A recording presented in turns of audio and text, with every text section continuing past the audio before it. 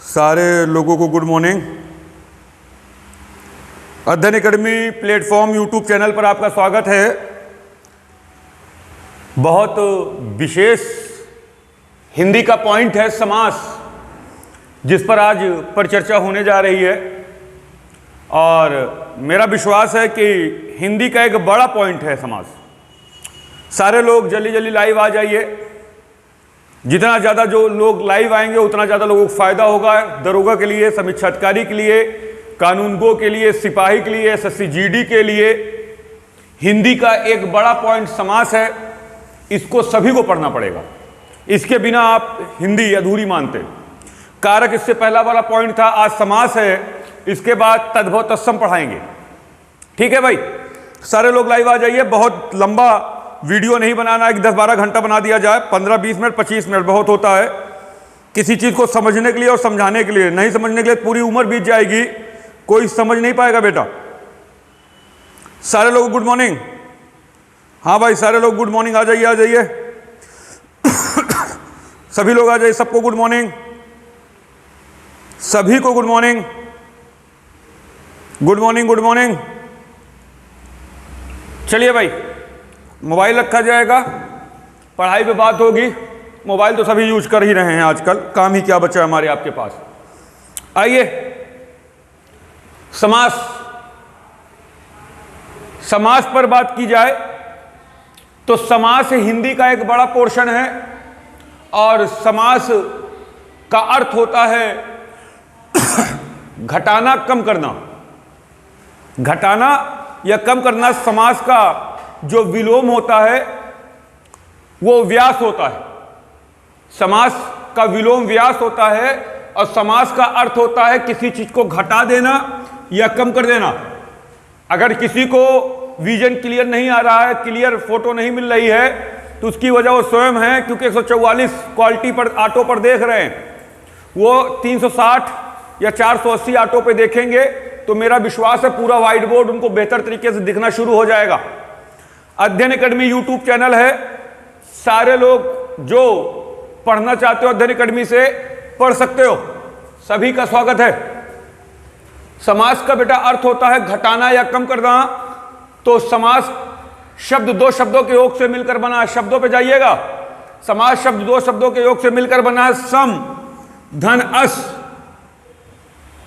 सम धन अस। सम का मतलब होता है बराबर, अस का मतलब होता है होना।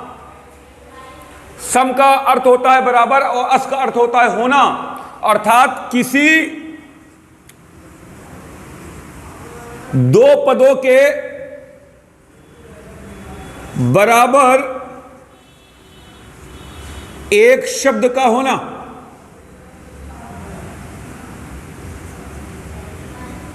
कोई डाउट? क्लियर है? समास का अर्थ होता है घटना या कम करना।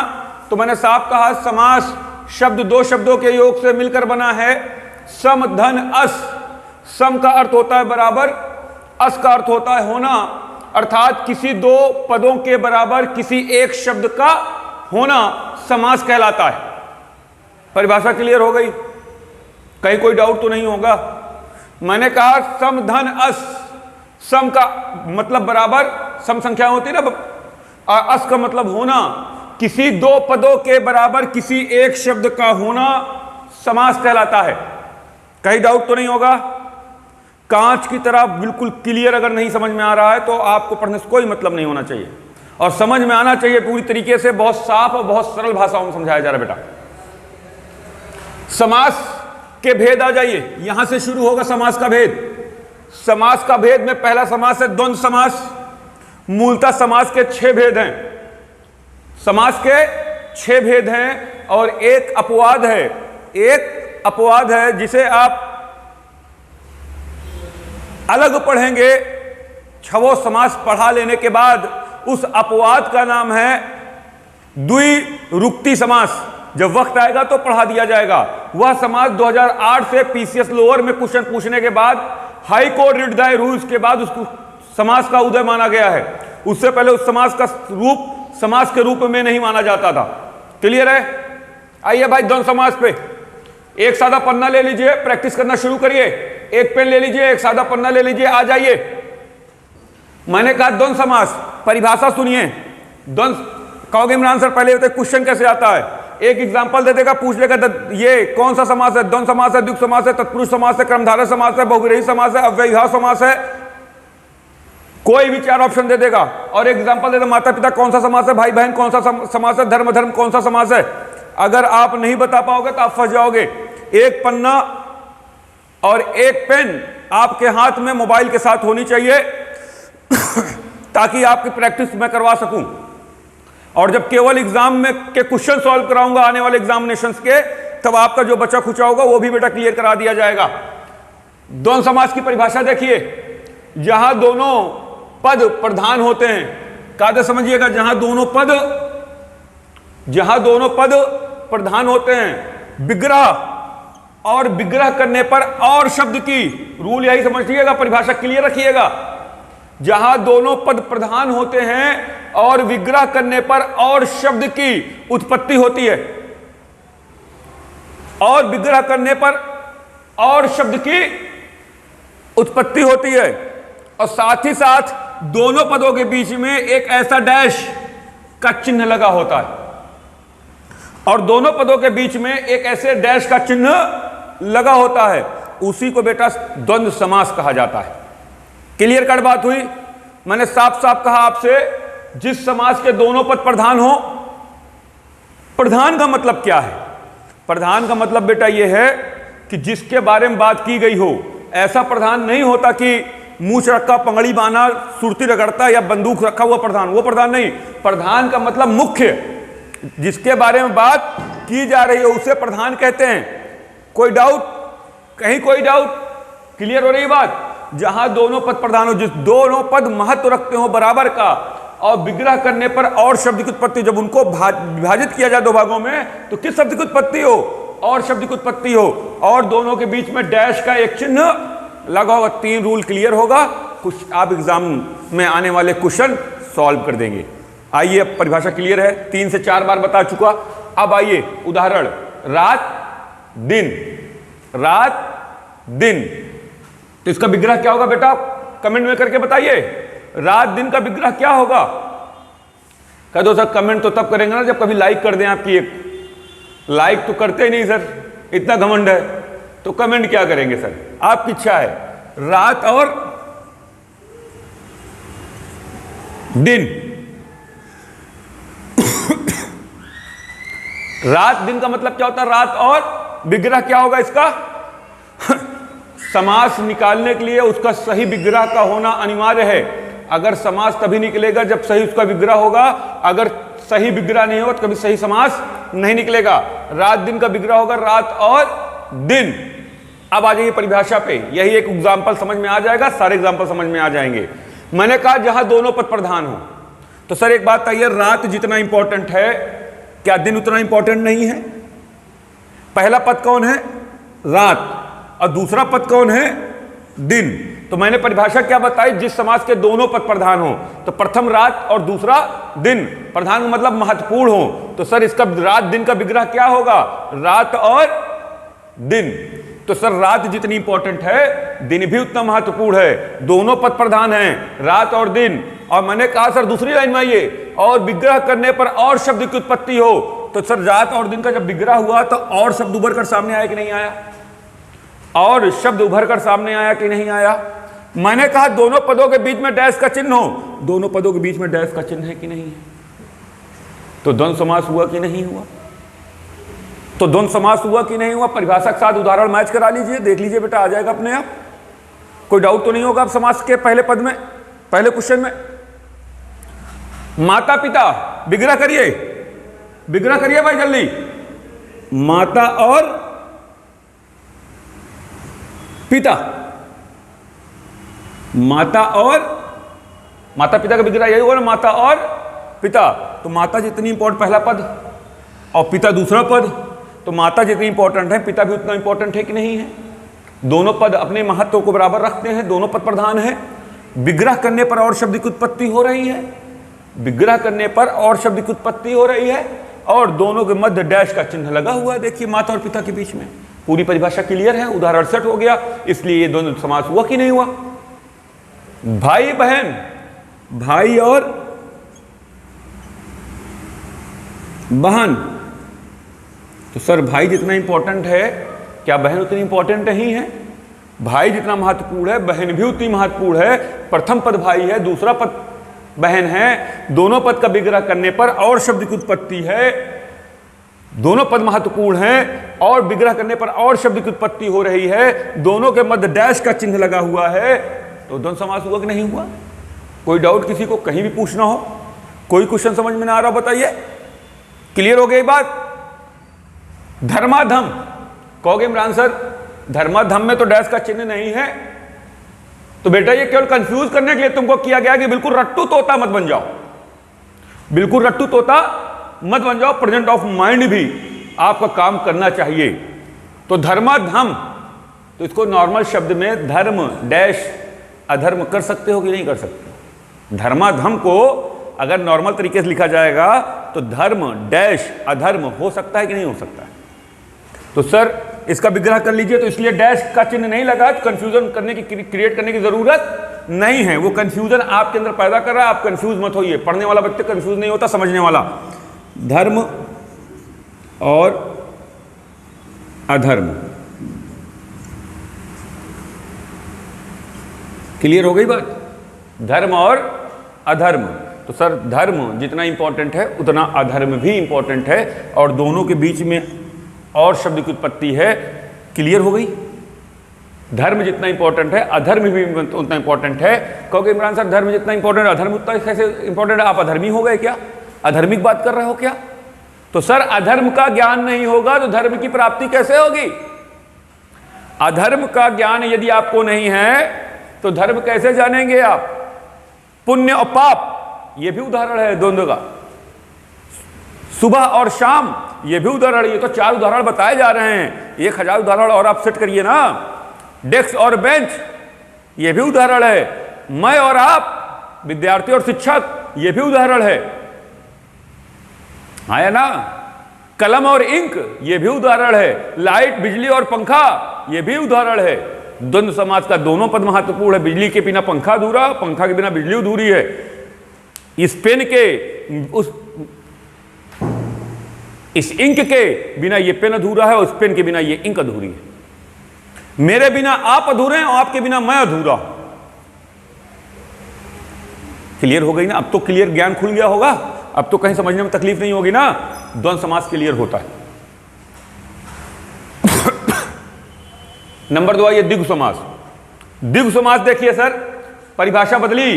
द्विगु की परिभाषा कायदे सुनिएगा पहले। जिस समास का प्रथम पद संख्यावाची हो, जिस समास का प्रथम पद संख्यावाची हो और दूसरा पद प्रधान हो, बस और कुछ नहीं। जिस समास का प्रथम पद संख्यावाची हो, संख्यावाची का मतलब काउंटेबल हो, गिना जा सकता हो, समझा जा सकता हो। 1 2 3 4 5 6 7 8 9 10, संख्यावाची मतलब काउंटेबल हो, गिना जा सकता हो। जिस समास का प्रथम पद संख्यावाची हो और दूसरा पद प्रधान हो, प्रधान मतलब जिसके बारे में बात कही जा रही हो, उसे क्या कहा जाएगा सर? द्विगु समास कहा जाएगा। कोई डाउट? कहीं कोई डाउट? कोई कंफ्यूजन नहीं ना सर? तो आइए भाई उदाहरण पे, ये 2 पॉइंट याद रखिएगा। विग्रह करते जाइए। विग्रह करना नहीं आएगा क्वेश्चन नहीं होगा। विग्रह करना आएगा। सबसे पहले एग्जामिनेशन बोर्ड में जब भी कोई पेपर देने जाइए हिंदी का, तो सबसे पहले समास यदि आप खोलेंगे तो सबसे पहले विग्रह करना आना चाहिए और परिभाषा याद होनी चाहिए। यदि याद नहीं होगी तब आपके लिए प्रॉब्लम होगी। मैंने कहा जिसका प्रथम पद संख्यावाची हो और दूसरा पद प्रधान हो, उसे क्या कहा जाएगा सर?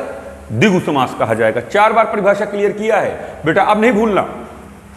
नंबर उदाहरण 1 चौराहा।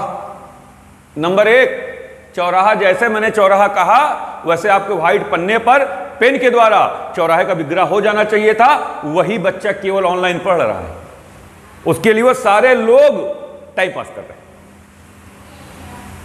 चौराहा क्या बनेगा सर? 4 रास्तों का समूह। क्या बनेगा? 4 रास्तों का समूह। तो सर प्रथम पद क्या है? 4 और द्वितीय पद क्या है? रास्ता का समूह एक नॉर्मल शब्द है, उसका कोई लेना देना, वो हर एक में लगेगा। तो 4 प्रथम है, तो आप परिभाषा क्या लिखे हो? जिसका प्रथम पद संख्यावाची हो। तो सर 4 संख्यावाची है, 1 2 3 4। तो 4 संख्यावाची है चौराहे में, और रास्ते के बारे में बात की जा रही है, महत्वपूर्ण है, तो इसलिए द्वितीय पद प्रधान है, द्वितीय पद के बारे में बात की जा रही है, और 4 प्रथम पद है, यह संख्यावाची। जिसका प्रथम पद संख्यावाची, द्वितीय पद प्रधान हो, वह द्विगु समास है। परिभाषा मिला लीजिए, उदाहरण क्लियर हो जाएगा।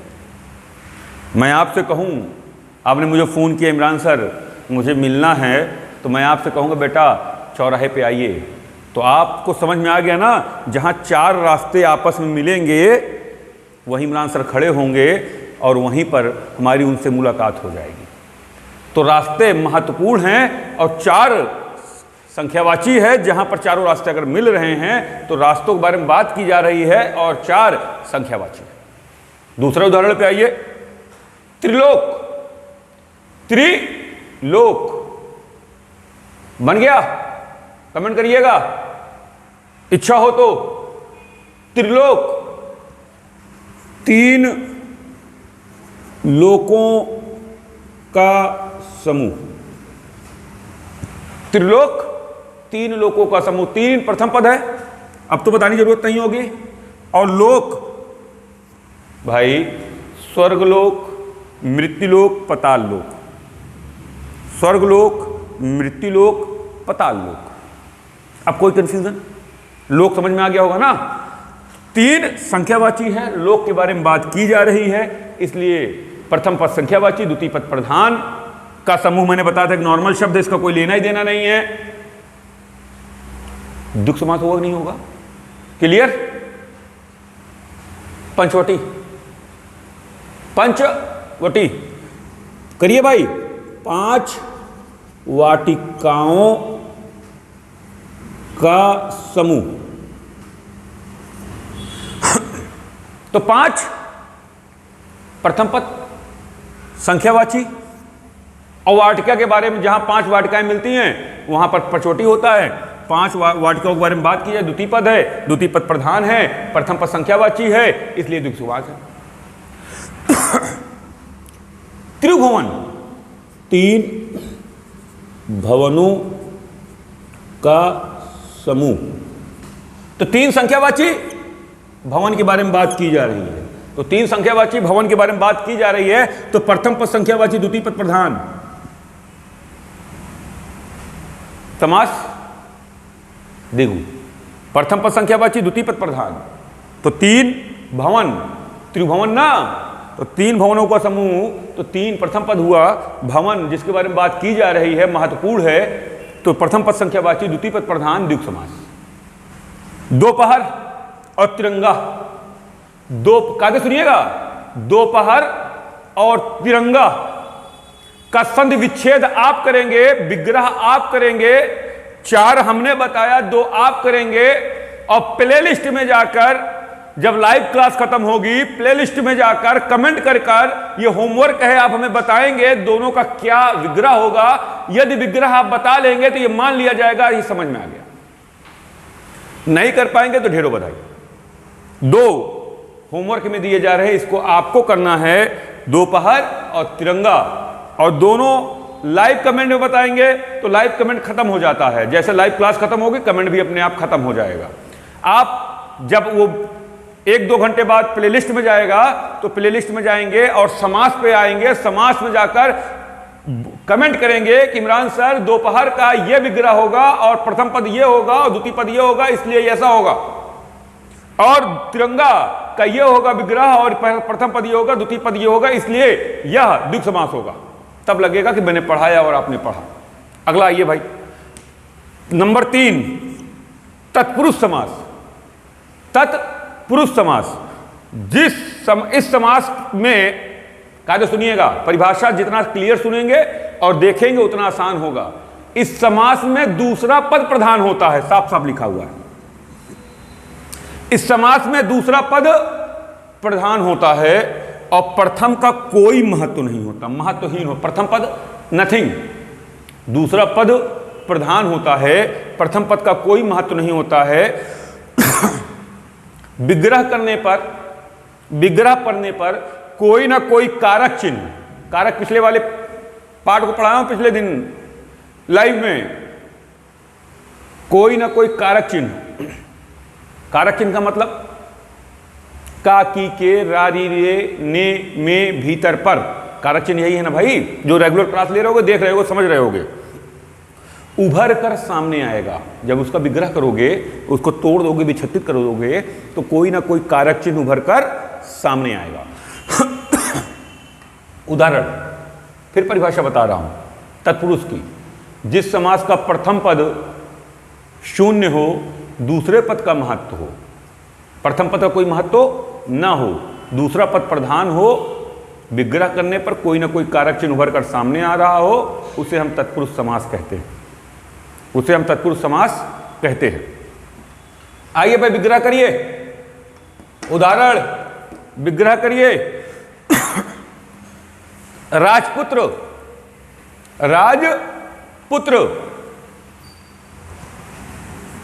राजा का पुत्र,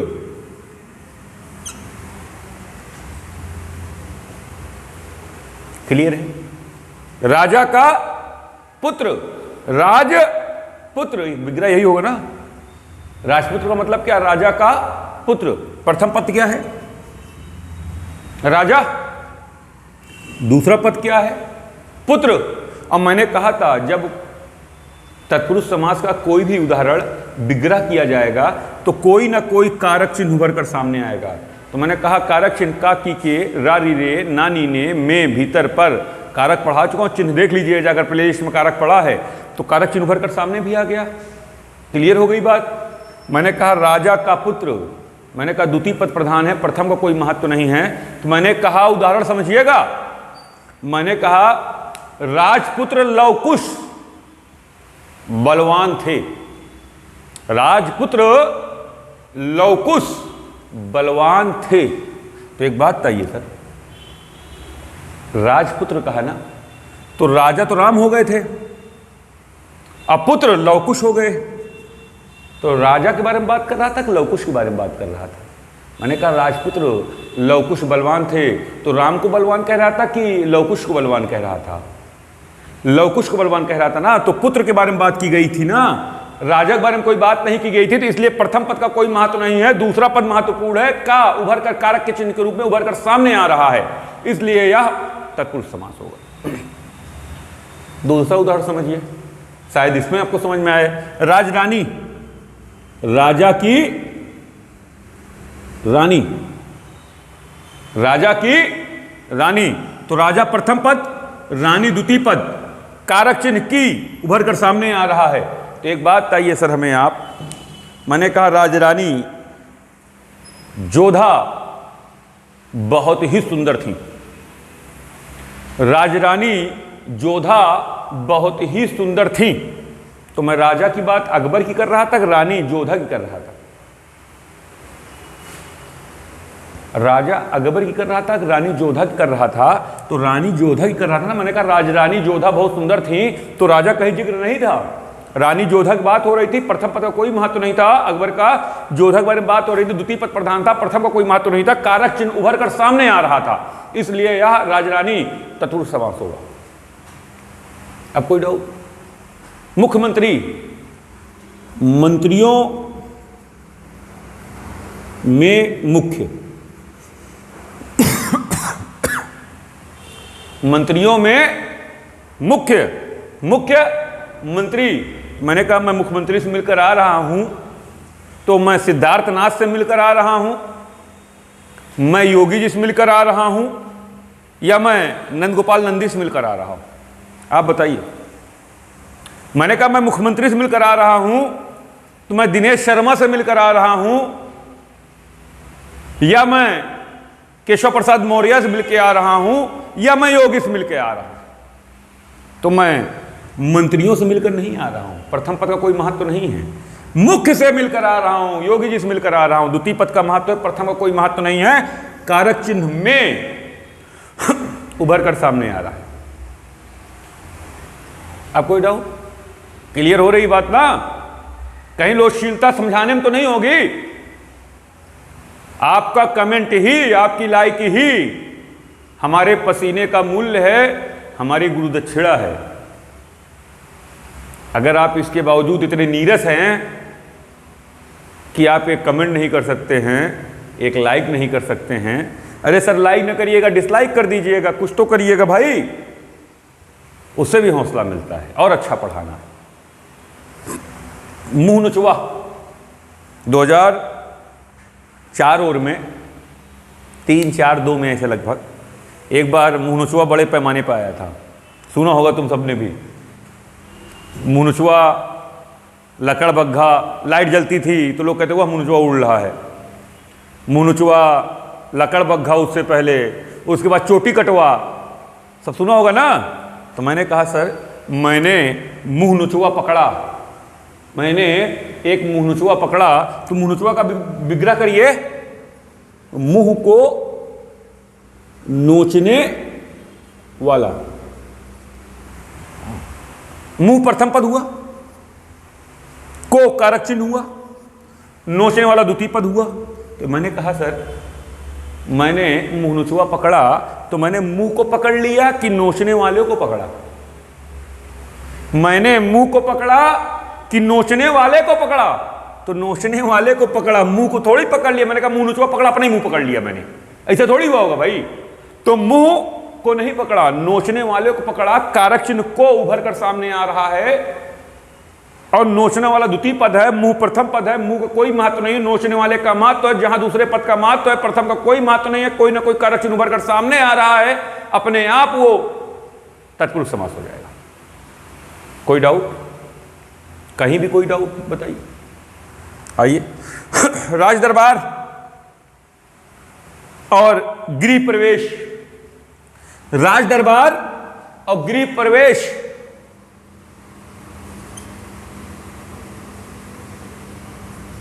HW है। HW मतलब जानते हैं, होमवर्क। मैं ही थोड़ी सर पढ़ाऊंगा सब, कुछ आप भी पढ़ेंगे ना। राज दरबार का विग्रह और गृह प्रवेश का विग्रह, समास के लाइव खत्म हो जाने के बाद जो कमेंट आएगा उस पे जाकर करिएगा और कमेंट करके बताइएगा कि इमरान सर राज दरबार का विग्रह क्या होगा और गृह प्रवेश का विग्रह क्या होगा। करना या ना करना आपकी इच्छा है, उसके लिए मैं जिम्मेदार नहीं हूं। मैंने 4 बता दिए हैं आपको, ठीक है सर। आगे बढ़िए। कर्मधारय समास, क्रम धारय समास, तत्पुरुष के क्रमधारय के अंदर भेद, वो भेद ऑफलाइन बताया जाएगा। ऑनलाइन में एक समास का जो मेन पैटर्न वो बता दिया जा रहा है। कर्मधारय समास, जहां एक पद विशेषण और दूसरा पद विशेष होता है। कर्मधारय की परिभाषा सुनिए, फिर से रिपीट कर रहा हूं। जहां एक पद विशेषण, दूसरा पद विशेष होता है, और कभी कभी दोनों पद विशेषण, कभी कभी दोनों पद विशेष होता है। विशेषण विशेष पढ़ा चुका हूं, प्ले लिस्ट में जाना, अगर भूल रहे हो तो उसको एक बार वीडियो देखना, तो विशेषण विशेष क्लियर हो जाएगा। जिस वस्तु की विशेषता बताई जाए उसे विशेषण, और जो वस्तु की विशेषता बताई जा रही है उसे विशेष कहते हैं। रिपीट भी कर दे रहा हूं। जिस पद, जहां एक पद का विशेषण और जहां एक पद विशेषण दूसरा पद विशेष हो, कभी कभी दोनों पद विशेषण और कभी कभी दोनों पद विशेष हो, उसे क्या कहा जाएगा? कर्मधारय समास कहा जाएगा। उदाहरण आइए भाई, विग्रह करिए श्वेतांबर का। श्वेतांबर का विग्रह क्या होगा? जो वस्त्र हो सफेद, जो वस्त्र हो सफेद, उसे क्या कहा जाता है? श्वेतांबर। जो वस्त्र हो सफेद, श्वेत आंबर। मैं पीला पहना हूं, पीतांबर हूं कि नहीं हूं? पीतांबर हुआ ना। काला कल टी शर्ट पहनी थी, कालांबर हुआ कि नहीं हुआ? तो अंबर का मतलब होता है कपड़ा और श्वेत का मतलब होता है सफेद। इसका मतलब श्वेतांबर का विग्रह होगा, जो वस्त्र हो सफेद। मैंने कहा परिभाषा में जिसका एक पद विशेषण हो और दूसरा पद विशेष हो उसे कर्मधारय समास कहते हैं। मैंने कहा श्वेतांबर सफेद, जो वस्त्र हो सफेद, तो वस्त्र की विशेषता क्या है? वस्त्र की विशेषता क्या है? वो सफेद है तो वस्त्र विशेष है और सफेद उसकी विशेषता बता रहा है। और जहां एक पद विशेष और दूसरी पद विशेषण हो उसे हम कर्मधारय समास कहते हैं। इससे सरल हिंदी और कोई नहीं है। इससे सरल हिंदी नहीं पढ़ पाएंगे। भारत है, भारत के अंदर की प्रॉब्लम क्या है कि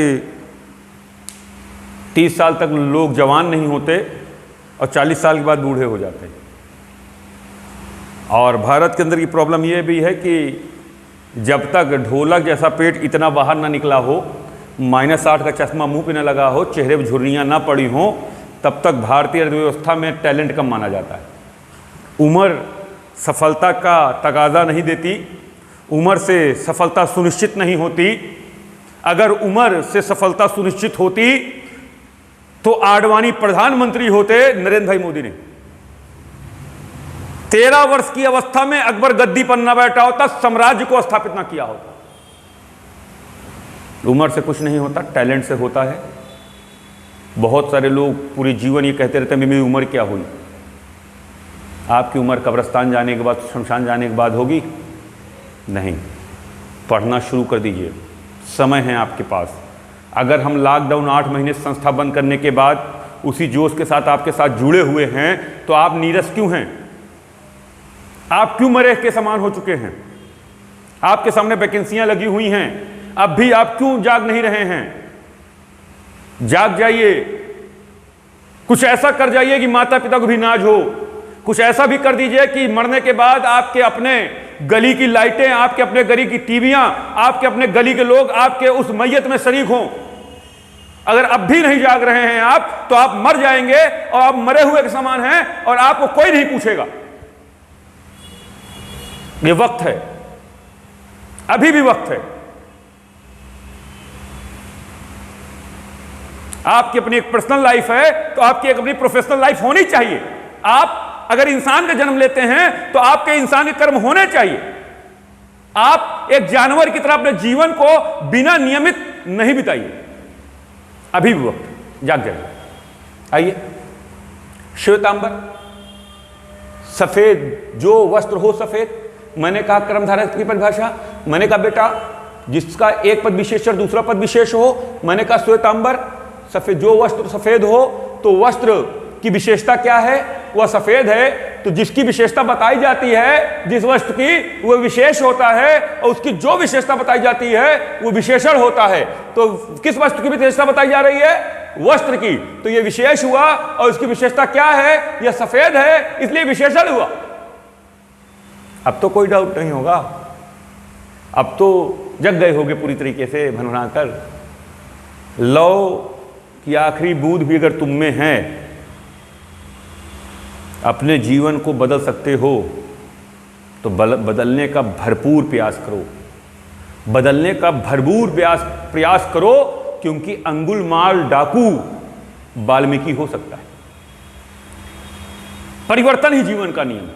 परिवर्तित हो सकते हैं, बिल्कुल हो सकते हैं परिवर्तित। अपने आप को करके देखिए। नीला रत्न, जो रत्न हो नीला।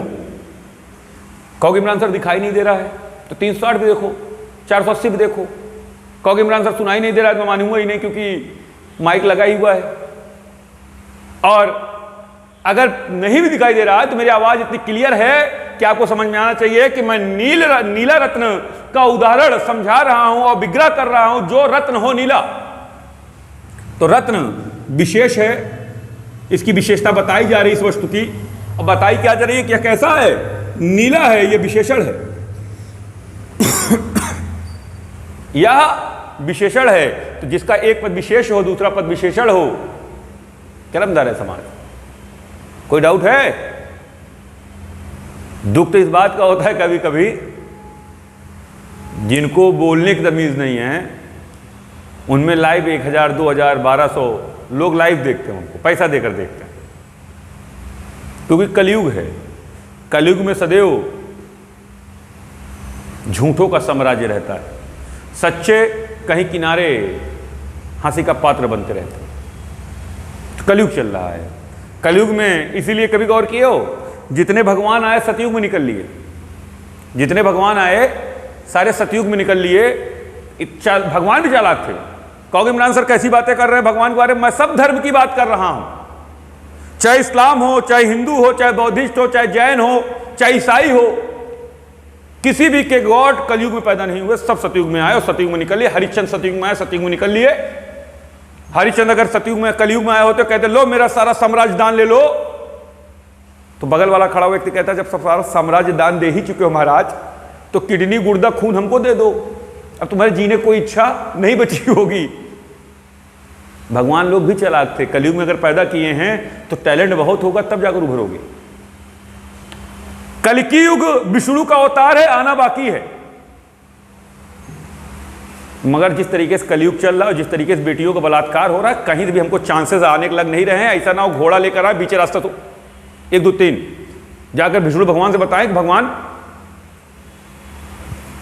हमसे ना हो पाएगा,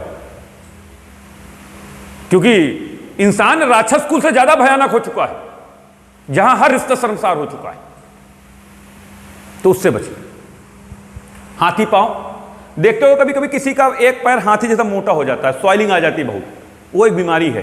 हाथी पांव, हाथी जैसा पांव, हाँ या ना, हाथी जैसा पांव। तो पांव की विशेषता क्या है? वो हाथी जैसा मोटा हो गया है। नॉर्मल पैर होता है ना, तो स्वेलिंग जब आ जाती है किसी किसी पैर में, देखिए पूरा पंजा उंजा बिल्कुल इतना मोटा हो जाता है। तो हाथी पांव, हाथी की विशेषता, पांव की विशेषता क्या है? वो हाथी जैसा मोटा हो गया है, तो पांव विशेष है, हाथी विशेषता है। कोई डाउट? चंद्रमुख और लौह पुरुष होमवर्क है। चंद्रमुख और लौह पुरुष, ये कौन सा विशेषण है, कौन सा विशेष है, या आप कमेंट करके बताएंगे, आगे आपकी इच्छा। नोट आइए भाई, एक इंपॉर्टेंट नोट्स देख लीजिए, बहुत इंपॉर्टेंट है, इसको लिख लीजिए, कागज समझिए। कोई भी गिनती यदि आती है तो वह केवल और केवल कर्मधारय समास होगा। नहीं, कोई भी अगर रंग आता है, गिनती आएगी तो वो बहुब्रहीम जाएगा। कोई भी यदि 2 रंग आता है, कागज सुनिए कर्मधारय की, कोई भी यदि 2 रंग आता है तो वह कर्मधारय होगा। कान खोल के सुन लीजिएगा, कंफ्यूज मत होइएगा। अगर ये नहीं बताता मैं, तो लाल और काला तुम उठाकर द्वंद्व समास में डाल देते, यहां आकर डालते। कहां डालते? यहां डालते, क्योंकि तुमको लगता है इमरान सर ने बताया था लाल काला, तो लाल विग्रह करो क्या बनेगा? लाल और काला। डैश का चिन्ह लगा है और शब्द की उत्पत्ति हो रही है, तो कहोगे इमरान सर द्वंद्व समास है। पूरी परिभाषा मेंटेन कर रहा है अपने आप को द्वंद्व समास का। ध्यान रखिएगा, अगर 2 रंग एक साथ आ रहे हैं, चाहे लाल लाल हो, चाहे काला पीला हो, चाहे नीला नीला हो, चाहे लाल लाल हो, चाहे पीला काला हो, चाहे नीला काला हो, चाहे पीला सफेद हो, अगर 2 रंग एक साथ है तो बिना देखे, बिना समझे, बिना कुछ सोचे कर्मधारय समास। क्योंकि सर रंग जो होते हैं ऑलरेडी विशेषता बताते रहते हैं, और जहां पर एक पद विशेष और दूसरा पद विशेषण हो, और कहीं कहीं दोनों पद विशेष और कहीं कहीं दोनों पद विशेषण हो, तो ये दोनों पद विशेषण है। इसलिए क्या हो जाएगा? क्या हो जाएगा? कर्मधारय समास हो जाएगा। जहां 2 रंग एक साथ हो, कुछ समझने की जरूरत नहीं, लाल लाल हो, काला पीला हो, नीला नीला हो, हरा बैगनी हो, बैगनी नीला हो, पीला पीला हो, पीला नीला हो, वहां कर्मधारय समास होगा। इंपॉर्टेंट नोट्स लिखा है, एक साथ 2 रंग भी आते हैं तो वह कर्मधारय समास होगा। क्लियर? कोई डाउट? आइए भाई, बहुब्रीहि समास 5वां समास है। बहुब्रीहि समास 5वां समास है, बहुब्रीहि समास। तुरंत आ जाइए भाई।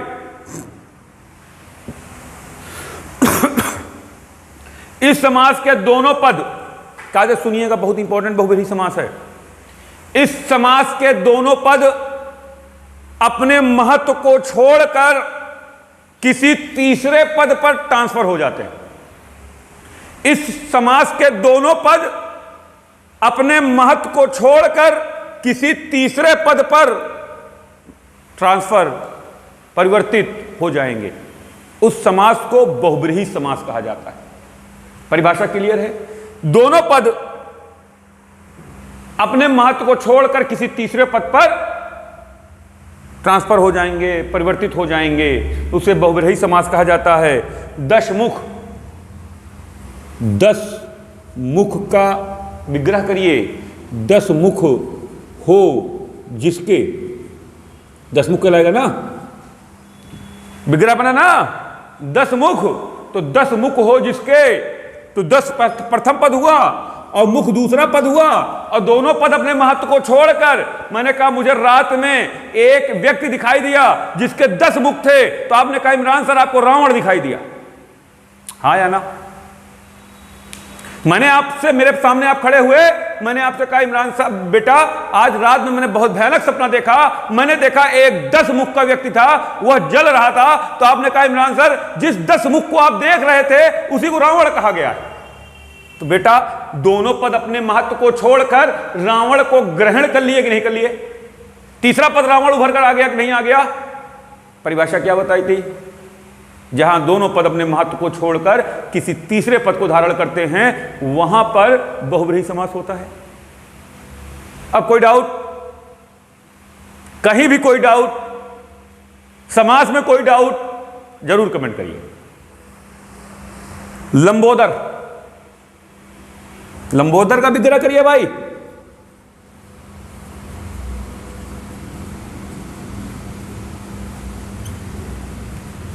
लंबा हो उदर जिसका कहोगे इमरान सर उदर का मतलब क्या होता है? तो मैं कहूंगा बेटा उदर का मतलब पेट होता है। बहरहाल मेरा नहीं है, क्योंकि कभी इतना फुर्सत से बैठने का मौका ही नहीं मिला कि पेट निकले। 36 साल उम्र हो गई और 36 साल में लगभग इंटर के बाद से ही मैं स्ट्रगल दौर में जीना शुरू किया, और वही वजह है कि आज मैं आपके सामने खड़ा हूं। कभी अपनी किसी भी चीज से मैंने समझौता कभी नहीं किया। लंबा हो उदर जिसका, उदर का मतलब होता है बेटा पेट। मैंने कहा मैं आज उस मंदिर में गया था जहां पर एक भगवान बैठे हुए थे जिसकी लोग पूजा कर रहे थे, उनका पेट इतना निकला हुआ था, सूंड थी। तो आपने कहा सर लंबा हो उधर जिसका जो आप कह रहे हो ये गणेश भगवान थे, लंबोदर कहा जाता है इनको, इनका पर्यायवाची भी है। तो सर लंबोदर, लंबा हो उधर जिसका, तो लंबा हो, लंबा प्रथम पद हुआ, उधर दूसरा पद हुआ, दोनों पद अपने महत्व को छोड़कर गणेश जी को धारण कर रहे हैं कि नहीं कर रहे? क्लियर हो गई बात? कहीं कोई डाउट? कहीं कोई डाउट? नीलकंठ, नीलकंठ तो आप होमवर्क में ले लीजिए। नागपति मैं बता दे रहा हूं, नहीं बेहोश भी हो सकते हो। नागपति तुमसे ना हो पाएगा, कहा जाता ना तुमसे ना हो पाएगा बेटा, तो तुमसे सही में ना हो पाएगा बेटा। ये नागपति बताओ भाई, कमेंट करो, जल्दी करो कमेंट, जब लाइव पे हो तो, जिंदा हो तो कमेंट करो।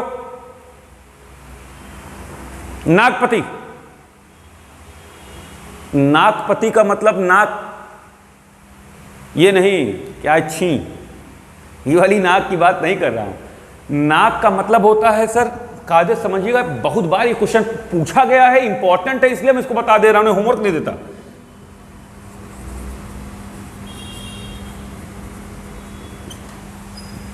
नाक का मतलब होता है स्वर्ग। याद रखना, भूलना मत जीवन में कभी। अब ये क्वेश्चन बहुत बार पूछा गया, दरोगा से लेकर सिपाही से लेकर समीक्षा अधिकारी कुल पूछा जाता है। क्वेश्चन पूछा जाता है नागपति, आधे ज्यादा लोग वैसे कहते हैं नाग का पति मतलब नाग का पति।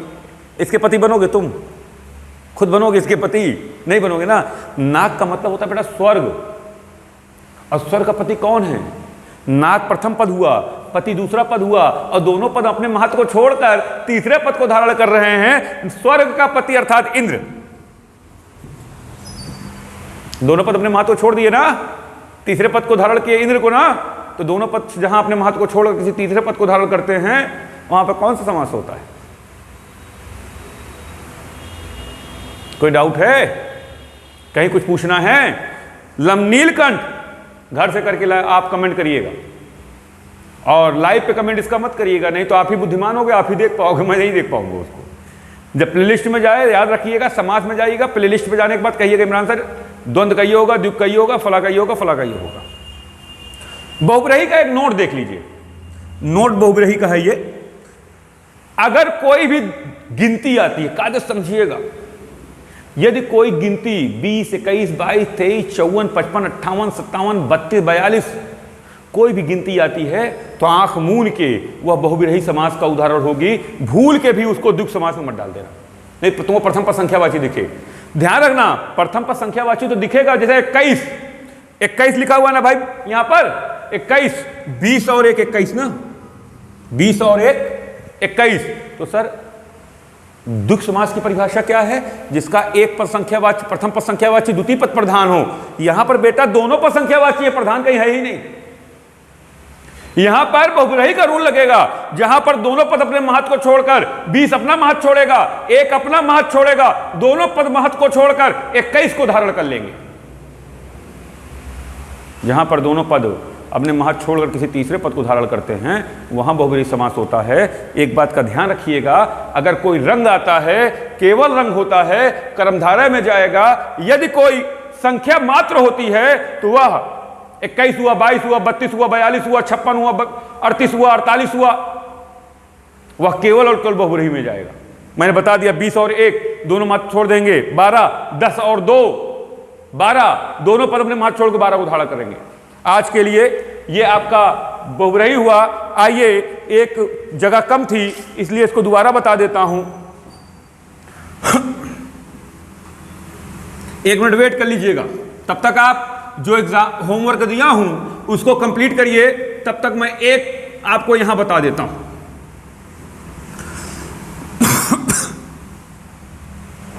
आइए भाई, छठवां समास अव्ययी भाव समास। अव्ययी भाव समास, जिस समास का प्रथम पद, सुनते जाइएगा, जिस समास का प्रथम पद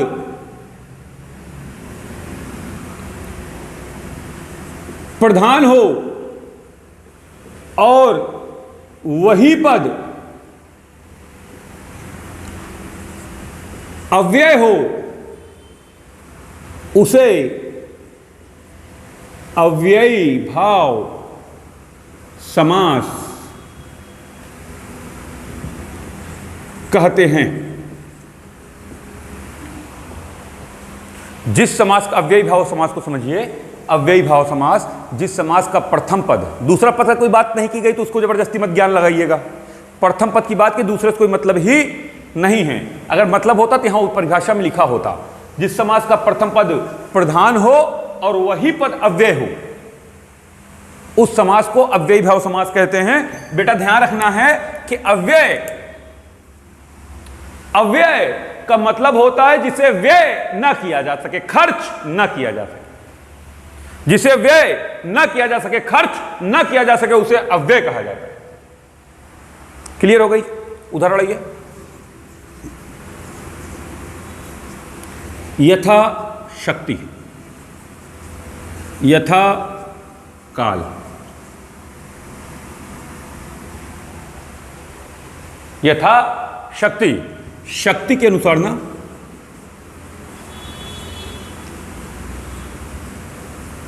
काल के अनुसार,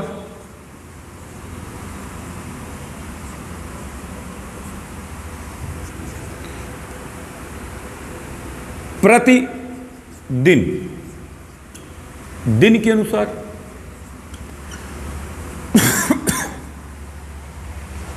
क्लियर है? मैंने कहा यथाशक्ति अगर उदाहरण आ गया तो आप इसका विग्रह क्या करेंगे? शक्ति के अनुसार। तो एक बात बताइए सर, के अनुसार सब मिलेगा, इसका मतलब ये तो एक नॉर्मल शब्द हुआ, प्रथम पद ही है, दूसरा पद तो है ही नहीं। तो सर एक बात है, मैंने कहा जिस समास का प्रथम पद प्रधान हो और वही पद अव्यय हो, यही तो एक पद है ही, इसमें दूसरा पद तो है ही नहीं। और दूसरी बात, शक्ति कभी समाप्त हो सकती है क्या? शक्ति कभी समाप्त हो सकती है क्या? कहोगे इमरान सर बिल्कुल हो सकती है। जो आज जवानी में आपके है, जो 25 साल में रही वो 32 साल में नहीं थी, 32 साल में वो 36 साल में नहीं रही होगी। और जब आप 50 के हो जाएंगे तो वो शक्ति आज जो आप खड़े होकर इतना जोर से पढ़ा रहे हो वो नहीं रह जाएगी, फिर आप कुर्सी बैठ के पढ़ाएंगे। सर मेरी शक्ति चली जाएगी, मेरे परिवार में रहेगी, मेरे परिवार चली जाएगी तो पूरे समाज में कहीं होगी, समाज चली जाएगी, देश में कहीं होगी। जब शक्ति कुल से समाप्त हो जाएगी तुम अकेले कारक पढ़ोगे काहे के लिए? जब समाज ब्रह्मांड ही चला गया पूरा तो तुम समाज अलती पलती मार के बैठोगे कि पहले प्रलय आ रहा है उसको देखोगे? शक्ति आज हम में, कल तुम में, कल तुम में, कल तुम में, कल किसी और में, तो शक्ति कभी समाप्त नहीं होती। तो मैंने कहा जिस समाज का प्रथम पद प्रधान हो, जिसके बारे में बात की जा रही हो, और वही पद अव्यय हो जिसका व्यय न किया जा सके, तो उसे हम अव्ययी भाव समास कहते हैं। तो प्रथम पद शक्ति, यथाशक्ति, शक्ति के अनुसार शक्ति कभी भी व्यय नहीं की जा सकती और यही पद प्रधान है। यथा काल, काल के अनुसार काल समाप्त हो सकता है, काल समाप्त हो सकता है। मेरी घड़ी है, घड़ी के अंदर उंगली में डाल दूं, कह दूं ये देखिए सर 10:00 हो रहा है, अब आगे नहीं बढ़ने दूंगा, मेरा समय रुक गया। तुम अपनी घड़ी रोक सकते हो, समय काल को नहीं रोक सकते हो। तो काल प्रथम पद है, यही अव्यय भी है क्योंकि इसे खत्म नहीं किया जा सकता।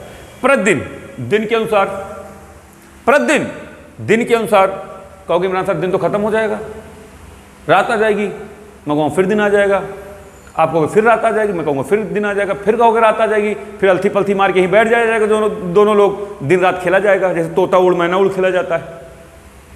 तो दिन समाप्त नहीं हो सकता। प्रतिदिन दिन के अनुसार, दिन प्रथम पद है और यही अव्यय। कोई डाउट?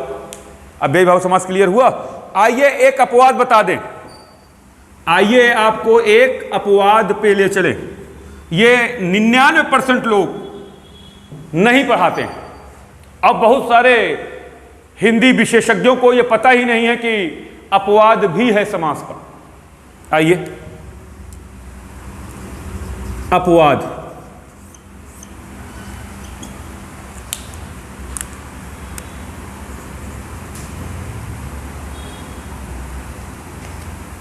द्विरुक्ति समास। द्विरुक्ति समास, द्वि दोनों पद एक समान हो। द्वि मतलब द्विरुक्ति जिसकी दोनों उक्तियां, द्विरुक्ति जिसकी दोनों उक्तियां एक समान हो, एक समान हो, बराबर हो, उसे द्विरुक्ति समास कहते हैं, उसे द्विरुक्ति समास कहते हैं। अगर ये न कराता तुम फंस जाते। मैं कहता उदाहरण, गांव गांव, भाई भाई, पानी पानी,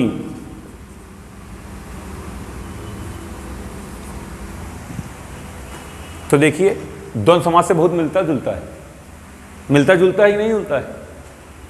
कहीं कोई डाउट है? गांव गांव ना, तो गांव और गांव, गांव और गांव माने जिसकी दोनों उक्तियां एक समान हो। तो गांव और गांव एक ही है कि अलग है?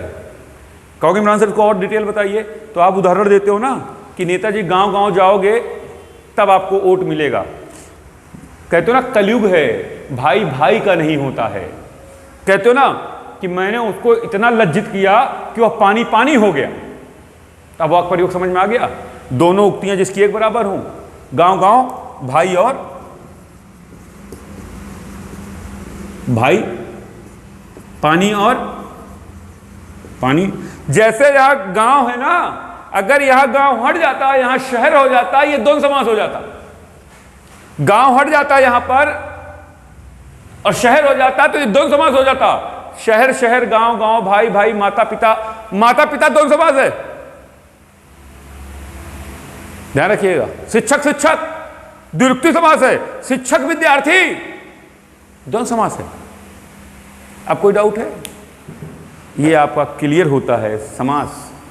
आज के लिए बड़ा सब्जेक्ट था, बड़ा पॉइंट था, बहुत दिन से इसको पढ़ाना सोच रहा था कि ये बड़े पैमाने पढ़ाया जाए, क्योंकि क्वेश्चन 2 से 3 आते हैं। परिभाषा दे दिया जाता है, क्वेश्चन पूछ लिया जाता है कौन सा समास है, उदाहरण दे दिया जाता है, क्वेश्चन पूछ लिया जाता है कौन सा समास है। दे देगा जिसके दोनों उक्तियां समान हो उसे कौन सा समास कहते हैं। पूछा जाएगा जिसका प्रथम पद संख्यावाची दूसरा पद प्रधान हो कौन सा समास होगा। पूछा जाएगा जिसमें केवल गिनती की बात की जाए कौन सा समास होगा। पूछा जाएगा जिसमें केवल रंगों की बात की जाए कौन सा समास होगा। पूछा जाए जिसके दूसरा पद प्रधान हो प्रथम का कोई महत्व न हो कौन सा समास होगा। पूछा जाएगा जिसके दोनों पद अपने महत्व को छोड़कर किसी तीसरे पद को धारण करते हो कौन सा समास होगा। पूछा जाए जिसका प्रथम पद महत्वपूर्ण हो, जिसका प्रथम पद प्रधान हो और वही पद अव्यय हो कौन सा समास होगा। तो सारे क्वेश्चन आपके सामने। समास में आज इतना ही। मैं देखता हूं सर कि आप सब बहुत मेहनत से नहीं पढ़ रहे हैं या आप सब अभी भी कोरोना में हैं। आप सबको मैं बता देना चाहता हूं वैकेंसियां बहुत जल्द क्लियर होने जा रही हैं बेटा। बहुत ज़्यादा दिन अब घर में बैठिए। 15 अक्टूबर से कोचिंग खुलने भी जा रही है।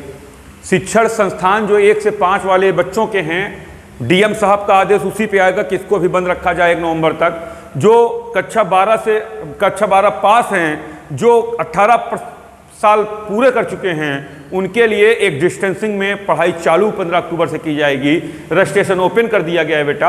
आप सब भी मेहनत करिए, मेहनत से पढ़िए। आपको कोचिंग के अंदर ऑफलाइन क्लासेस चालू करने रामबाग अल्लाहपुर जा रहे हैं हम सब, और पूरी वो सुविधाएं दी जाएंगी बेटा जो आपके लिए बहुत ज़रूरी होंगी। आज के लिए इतना ही।